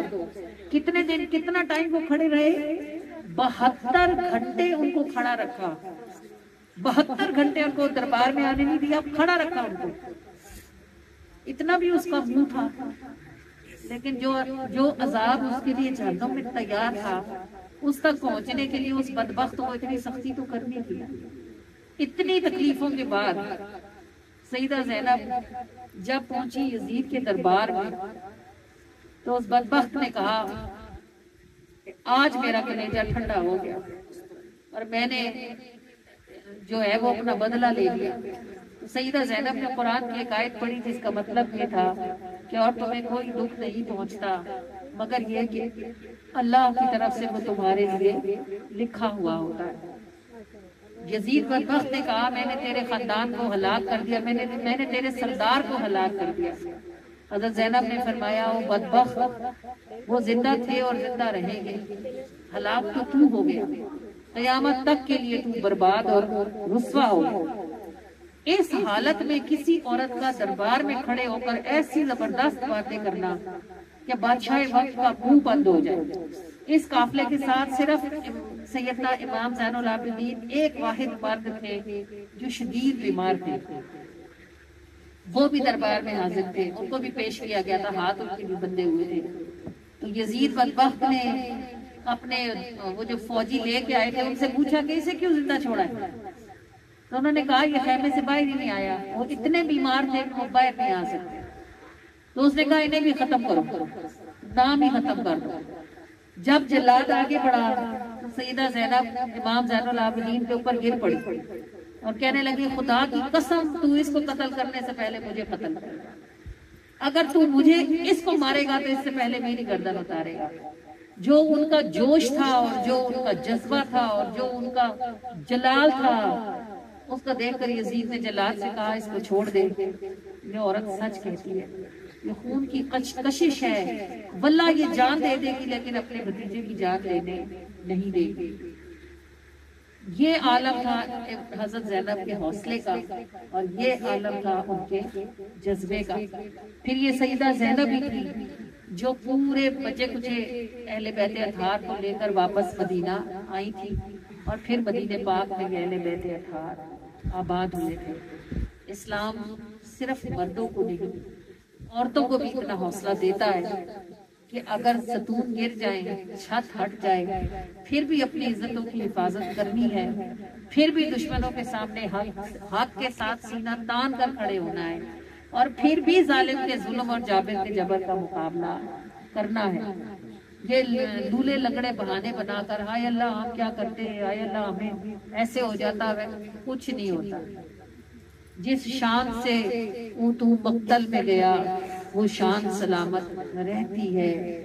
یہ جان تو آنی جانی ہے، اس جان کی کوئی بات نہیں. موت تو حق ہے، آئے گی بھی آئے گی. اگر بندہ حق پہ مرے تو شہید ہوتا ہے، اور اگر نہ حق پر پڑے تو منافق ہوتا ہے. اللہ کریم آزمائشوں سے بچائے، مشکلوں سے بچائے. جو امتحان انہوں نے دیے، اللہ ان کے صدقے میں ہمیں اور ہماری نسلوں کو رستوں پر چلنے سے محفوظ فرمائے. لیکن خدا نہ خواستہ اگر کبھی زندگی میں یہ وقت آ جائے تو حوصلہ رکھنا. عورتوں سیدہ زینب کو یاد رکھنا، جیسی بڑی مشکل ان پر پڑی زمین پر کسی پر نہ پڑی ہو، لیکن جیسا حوصلہ انہوں نے کیا زمین پر کسی عورت نے نہ کیا ہوگا. اس لیے زینب کا ذکر آہ نہیں ہے، زینب کا ذکر واہ. زینب صدائے عزم ہے، زینب نوائے بزم ہے، زینب نہیں نشان زینب ہے بلکہ واہ واہ، زینب ہے بلکہ واہ واہ، زینب ہے بلکہ واہ واہ، زینب ہے بلکہ واہ واہ، زینب نہیں نشان زینب امیر قافلہ، زینب اسیر کربلا، زینب کا واللہ حوصلہ، زینب اسیر کربلا، زینب نہیں نشان زینب ہے بلکہ واہ واہ، زینب ہے بلکہ واہ واہ، زینب ہے بلکہ واہ واہ، زینب نہیں نشان زینب ہے بلکہ واہ واہ. نیزے پہ سر حسین کا صدمہ ہے نور العین کا، نیزے پہ سر حسین کا صدمہ ہے نور العین کا، موقع ہے گرچہ بین کا صدمہ ہے نور العین کا، زینب نہیں نشان زینب ہے بلکہ واہ واہ، زینب ہے بلکہ واہ واہ، زینب ہے بلکہ واہ واہ، زینب ہے بلکہ واہ واہ، زینب ہے بلکہ واہ واہ. زینب کا جو خطاب ہے تاریخ کا ایک باب ہے، زینب کا جو خطاب ہے تاریخ کا ایک باب ہے، ظالم کو جو جواب ہے تاریخ کا ایک باب ہے، زینب نہیں نشان زینب ہے بلکہ واہ واہ، زینب ہے بلکہ واہ واہ، زینب ہے بلکہ واہ واہ، زینب نہیں نشان زینب ہے بلکہ واہ واہ، زینب صدائے عزم ہے، زینب نوائے بزم ہے، زینب نہیں نشان زینب ہے بلکہ واہ واہ، زینب ہے بلکہ واہ واہ، زینب ہے بلکہ واہ واہ، زینب نہیں نشان زینب ہے بلکہ واہ واہ. آپ کو فرا دکھاتی ہے، سورہ دہر ہے، سورہ قریش ہے، سورہ کہف ہے، اور یہ ساری صورتیں ملا کر ہمارے پاس کم و بیش 10,000 11,700 مرتبہ پڑھی ہوئی موجود ہیں. سورہ کہف کی پہلی 10 آیات ہیں، سورہ کہف کی آخری 10 آیات ہیں، سورہ وطین ہے اور سورہ نوح ہے. اور یہ سب ملا کر ہمارے پاس 4200 مرتبہ پڑھی ہوئی موجود ہیں۔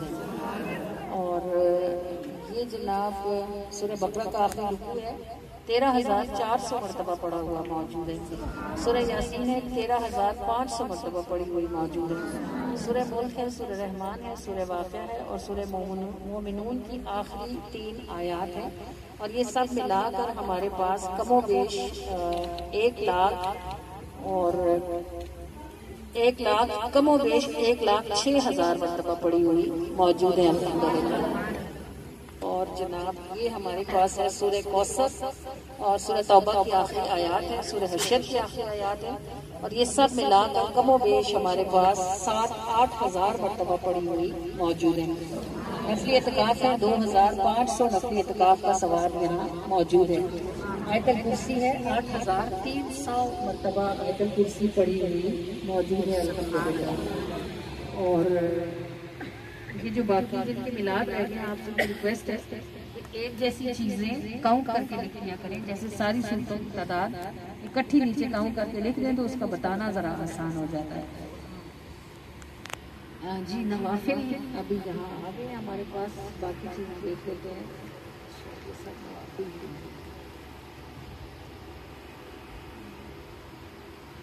جی انبیاء کرام کے نام ہیں 1,24,000 مرتبہ پڑے ہوئے موجود ہیں۔ اور چلیں نوافل کا ہی بیان کر لیتے ہیں۔ انبیاء کرام کے لیے 130 نوافل ہیں اور 108۔ اعوذ باللہ من الشیطان الرجیم، بسم اللہ الرحمن الرحیم، الحمدللہ رب العالمین، الرحمن الرحیم، مالک یوم الدین، ایاک نعبد و ایاک نستعین، اہدنا الصراط المستقیم، صراط الذین انعمت علیہم غیر المغضوب علیہم ولا الضالین، آمین۔ صلی اللہ علیہ محمد وآلہ وسلم۔ اللہم ربنا آتنا فی الدنیا حسنہ وفی الآخرۃ حسنہ وقنا عذاب النار وقنا عذاب القبر وقنا عذاب الحشر وقنا عذاب الميزان اللهم انك عفو تحب العفو فاعف عنا اللهم اجرنا من النار يا مجير يا مجير يا مجير۔ الہ العالمین ارحم الراحمین، یہ 2 مرتبہ شکر ہے کہ تو نے ہم سب کو اپنے محبوب علی نبی علیہ الصلوۃ والسلام کی ذکر کی اس برکت والی رونق والی اس خوبصورت محفل میں اکٹھے ہونے کی توفیق عطا فرمائی۔ اللہ رب العالمین ارحم الراحمین، ہم ایک دوسرے کو ناموں سے نہیں جانتے، چہروں سے نہیں پہچانتے، لیکن تیرے محبوب علی نبی علیہ الصلوۃ والسلام کا میٹھا محمد نام ہمارے درمیان تعلق کی وجہ ہے۔ اے اللہ پروردگار ارحم الراحمین، جنہیں زمین پر اس اسم محمد کی برکت سے اکٹھا فرمایا ہے، انہیں میدان محشر میں اور جنت کے کسی کونے میں بھی اس مبارک نام کی برکت سے اکٹھا ہونے کی توفیق عطا فرما دینا۔ اے اللہ پروردگار ارحم الراحمین، تیرے محبوب کا اسم محمد اتنا خوبصورت، اتنا برکت والا، اتنی رحمت والا اور اتنے نور والا ہے کہ اس کی رحمت، اس کی برکت اور اس کے نور کے صدقے میں کل جہانوں کو آسانیاں عطا فرمائی جا سکتی ہیں۔ اے اللہ پروردگار ارحم الراحمین، سب کے نام فرشی ہیں، یہی نام ہے جو عرشی ہے۔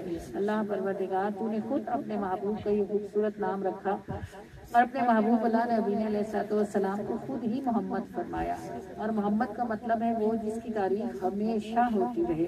اے اللہ پروردگار ارحم الراحمین، بلا شبہ زمین پر ایک وقت ایسا آئے گا جب تیری تعریف بھی ختم ہو جائے گی، کیونکہ تیری تعریف تیری مخلوق کرتی ہے، اور جب قیامت آئے گی اور ساری مخلوق ختم ہو جائے گی تو بلا شبہ تیری تعریف کرنے والوں کی زبانیں ہی نہ رہیں گی کہ وہ تعریف کریں۔ اللہ پروردگار، محمد کی تعریف صلی اللہ علیہ وسلم تب بھی ہوگی کیونکہ ان کی تعریف تو خود بیان فرماتا ہے، اسی لیے تو نے اپنا نام محمود اور اپنے محبوب کا نام محمد رکھا۔ اللہ پروردگار ارحم الراحمین، تیرے بھیدوں کو کون پہنچ سکتا ہے اور تیرے رازوں کو کون جان سکتا ہے؟ جس محبوب سے تو نے اتنی محبت فرمائی تو اس کا نام ہی تو نے محمد رکھا۔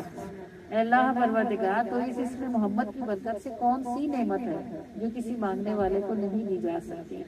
اے اللہ رب العالمین ارحم الراحمین، اس پاک اور مبارک اسم محمد کی برکت سے ہم سب کی روحوں کو نور عطا فرما دیں اور ہم سب کو یہ راز جاننے کی توفیق عطا فرمائے کہ جو دکھتا ہے وہ بندہ نہیں ہوتا، جو چھپا ہے وہی بندہ ہے، اور تو نے سب کو نیک ہی پیدا کیا ہے۔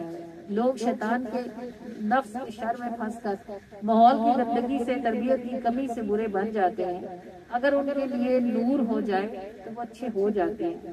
اللہ پروردگار بس ہم سب گند و بروں کو اور ہمارے سوا جو جہاں جہاں ہے اللہ پاک سب کو درود پاک کی کثرت کرنے کی توفیق عطا فرما اور اس کی برکت سے نیک ہونے کی توفیق عطا فرما۔ اللہ پروردگار ہم سب کو تو نے یہاں اکٹھا فرمایا ہے تو بلا سبب نہیں فرمایا، تیرا کوئی کام بھی بغیر وجہ کے نہیں ہوتا اور اپنے کاموں کی حکمتوں کو بس تو ہی جانتا ہے۔ اے ہمارے رب العالمین ارحم الراحمین، ہم سب کو اس پاک اسم محمد کی برکت سے آپ صلی اللہ علیہ وآلہ وسلم کے اس ذکر کی اس محفل سے درود پاک ساتھ لے کے اٹھنے کی توفیق عطا فرما۔ اللہ کریم جو پڑھ رہے ہیں ان کو مبارک فرما اور استقامت نصیب فرما، اور جنہوں نے ابھی تک اس سیڑھی پر پاؤں نہیں رکھا آج کی اس رحمت والی محفل کے صدقے سے اللہ ان کو اس سیڑھی پر چڑھ جانے کی ہمت عطا فرما، توفیق عطا فرما، اور پھر یہ سیڑھیاں چڑھتے چڑھتے اپنی رضا تک پہنچنے کی توفیق عطا فرما۔ اے اللہ پروردگار ارحم الراحمین، ہم سب کو اپنے محبوب والا نبینا علیہ الصلوۃ والسلام کے خیر والے دروازے پر اکٹھے ہونے کی اور ہمیشہ یہیں کھڑے رہنے پڑے رہنے کی توفیق عطا فرما دے۔ اللہ کریم ہماری نسلوں کو بھی اس دروازے سے ٹکڑا اٹھانے کی توفیق عطا فرمائے۔ اللہ کریم اور رحمان و مہربان، اگر ہم سے کوئی غلطی کوتاہی ہو جائے اور بے شک ہوتی ہی رہتی ہے کیونکہ ہم ناقص ہیں، اللہ کریم عاجز ہیں پروردگار عالم، تو ہمیں ہماری غلطیوں کا احساس عطا فرما دے اور پھر ہمیں توبہ کی توفیق دے دے اور پھر ہماری توبہ کو قبولیت کا شرف عطا فرما دے۔ اے اللہ پروردگار ارحم الراحمین، حضور علیہ الصلوۃ والسلام کی امت میں سے کسی ایک کو بھی رسول اللہ صلی اللہ علیہ وآلہ وسلم کی رحمت سے محروم نہ فرمائے۔ آپ صلی اللہ علیہ وآلہ وسلم کی رحمت سے محرومی کا مطلب ہر نعمت سے محرومی ہے، کیونکہ ہر نعمت رسول اللہ کا صدقہ ہے۔ جس سے حضور راضی ہے اس سے تو بھی راضی ہے، جس سے محبوب خفا ہوں گے اس سے تو کیوں راضی ہوگا۔ اے اللہ پروردگار ارحم الراحمین، تو نے جو اپنے محبوب سے ارشاد فرمایا فَلَا سَوْفَ يُعْطِيكَ رَبُّكَ فَتَرْضَىٰ، اے محبوب صلی اللہ علیہ وآلہ وسلم، ان قریب آپ کا پروردگار آپ کو اتنا عطا فرمائے گا کہ آپ راضی ہو جائیں گے۔ اللہ پاک سارا جہاں تجھے راضی کرتا ہے اور تو محبوب کو راضی فرماتا ہے، تو جو محبوب کو ناراض کرے گا بھلا اس سے تو کیسے راضی ہوگا۔ اللہ پروردگار اللہ العالمین ہمیں بھی اور ہماری نسلوں کو بھی ان رستوں پر سمجھ کر سوچ کر احتیاط سے پاؤں رکھنے کی توفیق عطا فرمائے اور پھر ہمیشہ انہی رستوں کا مسافر رہنے کی سعادت نصیب فرما دے۔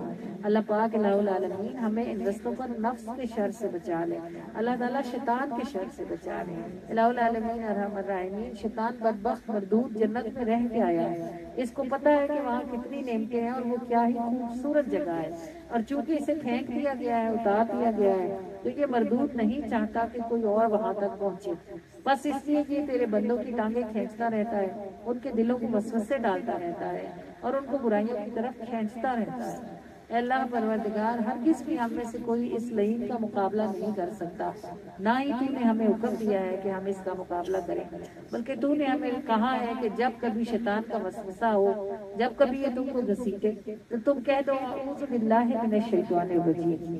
اے اللہ پروردگار، تو گواہ رہنا، ہم آج کے بعد اپنی زندگی کی ہر سانس، ہر لمحے کے لیے تجھ سے اعوذ باللہ من الشیطان الرجیم کہتے ہیں۔ اے ہمارے پروردگار، ہر لمحہ جب شیطان ہمیں گھسیٹے اور ہمارا نفس ہمیں پریشان کرے، اے اللہ ہم ہر اس لمحے کے لیے تیری پناہ مانگتے ہیں۔ اللہ پروردگار، تو ہمیں ہمارے نفس کے شر سے بھی پناہ عطا فرما اور تو ہمیں شیطان کے شر سے بھی پناہ عطا فرما۔ ہم ان دونوں دشمنوں کا مقابلہ کرنے کے قابل نہیں ہیں بارے الہ، ایک تو یہ چھپے ہوئے ہیں اور دوسرے یہ طاقتور ہیں۔ الہ العالمین ارحم الراحمین، بس تو ہمیں اپنی رحمتوں والی امان نصیب فرما دے اور ان دونوں لعینوں لعنتیوں کے شر سے ہمیں نجات عطا فرما، ہماری نسلوں کو نجات عطا فرما، ان کو ہم پر ذرا بھی رستہ نہ دے۔ اے اللہ پروردگار، اس شیطان اور نفس کو ہم پر رستہ نہ دے بارے الہ، اللہ پاک شیطان اور نفس کو ہم پہ رستہ نہ دے اے ہمارے پروردگار، اور ہمیں اپنی پسند والے رستوں پر استقامت کے ساتھ چلتے رہنے کی توفیق عطا فرما دے۔ اللہ کریم و رحمان و مہربان، تو گواہ رہنا، آج کے بعد ہر سانس آگے جتنی رہ گئی ہے، ہم ہر سانس کے لیے ہر پل تجھے اپنا نگہبان بنانے کی التجا کرتے ہیں اور تیری بارگاہ میں عرضی کرتے ہیں کہ ہمیں نفس اور شیطان کے شر سے بچا لے۔ اے اللہ پروردگار ارحم الراحمین، بھلا تجھ سے امیر سے مانگا جائے، دشمنوں سے پناہ مانگی جائے اور دنیا کے کسی معزز آدمی سے مانگی جائے، وہ بھی دیتا ہے۔ اے اللہ، تو سب سے بڑھ کے عزت والا ہے، اور ہم اپنے دشمنوں سے تیری پناہ مانگتے ہیں اللہ، پس تو ہمیں پناہ عطا فرما دے۔ الہ العالمین ارحم الراحمین، جو بھی کچھ ہم سے زندگی میں غلط ہو گیا ہے اپنے اس حبیب کے اسم محمد کے صدقے سے ہمیں معافی عطا فرما دے۔ اللہ تعالیٰ اس پاک نام کی برکت سے ہمارے اگلے پچھلے عمدن سہون کھلے چھپے چھوٹے بڑے سارے گناہوں کو معاف فرما دے۔ الہ العالمین ارحم الراحمین، اپنی رحمت سے ہمارے نامہ اعمال صاف فرما دے، اور ہم جب تک زندہ ہیں ہمارے کاغذ صاف رہیں، اور ہماری موت کے بعد جب یہ اڑائے جائیں اور لوگوں تک پہنچائے جائیں تو ہمیں اس وقت ہمارے دائیں ہاتھوں میں عطا فرمائے جائیں۔ اللہ کریم درود پاک کی برکت سے جینا بھی آسان کریں، اللہ پاک درود پاک کی برکت سے مرنا بھی آسان فرمائے۔ الہ العالمین ارحم الراحمین، گھر بھی آسان کریں، اللہ پاک قبر بھی آسان فرمائے۔ الہ العالمین ارحم الراحمین، ہم سب کو اس برکت والی محفل سے بخشی ہوئی حالت میں اٹھنے کی توفیق عطا فرمائے، بخشی ہوئی حالت میں زندہ رہنے کی توفیق عطا فرمائے، اور بخشی ہوئی حالت میں مرنے کی توفیق عطا فرمائے۔ الہ العالمین ارحم الراحمین، اس محفل کا جتنا بھی ہدیہ ہے اور یہ جس بھی صورت میں ہے، ہر دانے ذرے قطرے حرف کو اپنی بارگاہ میں قبولیت کا شرف عطا فرما دے۔ الہ العالمین ارحم الراحمین، بڑھا چڑھا کے روشن و منور فرما کر یہ ثواب جان عالم کو پہنچا کر دست کریمانہ سے کل امت کو تقسیم فرما کر امت محمدی کے اچھوں کو عطا فرما کر بروں کو بھی عطا فرما دے۔ کسی کو بھی رسول اللہ صلی اللہ علیہ وآلہ وسلم کی رحمت سے محروم نہ فرمائے۔ اللہ تعالیٰ امت محمدی کو ظالموں کے ظلم سے نجات عطا فرمائے۔ اللہ پاک امت محمدی کو جابروں کے جبر سے نجات عطا فرمائے۔ الہ العالمین، امت محمدی کے ٹوٹے ہوئے دلوں کو جوڑ دے۔ اے اللہ پروردگار ارحم الراحمین، امت محمدی کو غاصبوں کے غصب سے، حاسدوں کے حسد سے نجات عطا فرما دے۔ اے اللہ پروردگار ارحم الراحمین، ہم سب کے خاندانوں میں جتنے فوت شدگان ہیں ان سب کو اس برکت والی محفل میں سے حصہ عطا فرما دے۔ جو بخشے ہوئے ہیں ان کے درجات کو بلندیاں عطا فرما دے، اور جو پھنسے ہوئے ہیں ان کو نجات عطا فرما دے۔ اللہ پروردگار یہ دعائیں ہمارے لیے بھی اپنے پاس محفوظ فرما لے، اور الہ العالمین ارحم الراحمین، پاکستان پر اپنی کوئی رحمت نازل فرما دے، اس پر اپنا کوئی فضل کر دے۔ اللہ پروردگار، جہاں ہم پھنس گئے ہیں وہاں سے آپ کی رحمت کے سوا ہمیں کوئی نکالنے کی طاقت نہیں رکھتا۔ اللہ تعالیٰ اب اپنی رحمت سے ہمیں اس مصیبت سے باہر نکال دے، اور وطن عزیز کو دنیا کے ملکوں میں معزز ہونے کی سعادت عطا فرما دے۔ اے اللہ پروردگار ارحم الراحمین ذو الجلال والاکرام، سب طرف سے سب طرح سے ہمیں یہاں تک آپ نے ہی نبھایا ہے۔ اللہ پاک اس سے آگے بھی ایسا نبھا لے جیسا آپ نبھانے کی شان رکھنے والے ہیں۔ الہ العالمین، جنہیں اولادیں عطا فرما رکھی ہیں ان کی اولادوں کو ان کے لیے خوشی بنا دے، سکون بنا دے، راحت بنا دے، صدقہ جاریہ بنا دے۔ اللہ کریم، جو اولاد کی نعمت سے محروم ہے پارے اللہ، انہیں اپنی جناب سے صالح اولاد، تندرستی والی، لمبی زندگی والی، خوش بختی والی نصیب فرما دے۔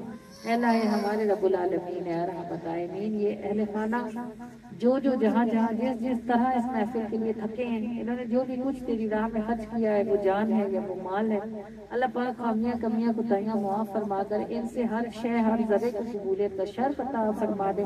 جو کچھ بھی لگایا ہے اس سے ہزاروں گنا ان کو بڑھا کر واپس عطا فرمائے، اتنا عطا فرمائے کہ ان کی نسلیں بھی ہمیشہ میلاد بنائیں، اور اس میلاد پاک کی برکت سے ان کے دلوں میں اور ان کے گھروں میں جو بھی پریشانیاں ہیں، بیماریاں ہیں، تنگیاں ہیں، اس میلاد کی برکت سے اللہ کریم ان کو دور فرما دے، اور سب اہل خانہ کو آسان جینا عافیتوں کے ساتھ عطا فرما دے۔ اے اللہ ہمارے رب العالمین ارحم الراحمین، جب بھی کبھی جس بھی کسی نے ہمیں جس بھی دعا کے لیے کہا ہے، سب کہنے والوں کی ساری دعاؤں کو اپنی بارگاہ میں قبولیت کا شرف عطا فرما دے۔ اللہ پاک اپنی رحمت کے ساتھ ہم سے راضی ہو جائے بارے اللہ، اس طرح راضی ہو جائے کہ اس کے بعد پھر کبھی بھی آپ ہم سے ناراض نہ ہوں۔ جو ہم نے مانگ لیا ہے وہ بھی دے دے، جو ہم سے رہ گیا ہے ہمیں وہ بھی عطا فرما دے۔ آمین آمین آمین آمین یا رب العالمین۔ یا ربنا یا ربنا یا ربنا یا ربنا یا ربنا، الصلاۃ والسلام علی سید المرسلین، الصلاۃ والسلام علیک یا رسول اللہ وعلی آلک واصحابک یا حبیب اللہ، الصلاۃ والسلام علیک یا نبی اللہ وعلی آلک واصحابک یا نور اللہ، وصلی اللہ تعالی علیہ وآلہ وسلم۔ فدا کرونا یا رسول اللہ، فدا کرونی یا رسول اللہ، صلی اللہ علیہ وآلہ وسلم۔